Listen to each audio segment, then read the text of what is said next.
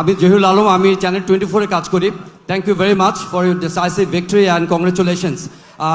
I had the privilege to interview you 20 years back and you explained your vision about the building the country. এখন আপনার সামনে একটা নতুন challenge আসছে। আপনি মেনশন করেছেন আপনার বক্তব্যে যে ফ্রেজাইল ইকোনমি রিবিল করবেন, আপনি মেনশন করেছেন সিকিউরিটি এবং রিফর্ম আপনার প্রায়োরিটি। আমাকে যদি বলেন যে বিগত অথরিটেরিয়ান রুলে আমরা দেখেছি যে বাংলাদেশের অর্থনৈতিক সেক্টরটা কিভাবে লুটপাট হয়েছে, কিভাবে অলিগার্কি তৈরি হয়েছে, আপনার ইকোনমিক রিবিল্ডিং প্রসেসের মধ্যে এই যে ধনী শ্রেণী তৈরি করা হয়েছে, একটা অলিগার্কি শ্রেণী তৈরি করা হয়েছে, মানি লন্ডার করা হয়েছে, এ ব্যাপারে আপনি কি ধরনের পদক্ষেপ নেবেন যদি একটু সংক্ষেপে এক্সপ্লেইন করতেন। Thank you so much. আপনি যদি আমাদের ম্যানিফেস্টো বা ইশতেহার দেখেন, সেখানে এই প্রশ্নের উত্তরগুলো সম্পূর্ণ সুন্দরভাবে আপনি পাবেন।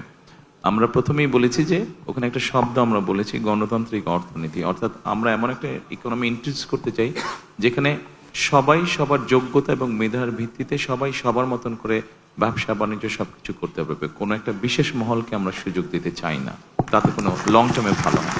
ধন্যবাদ।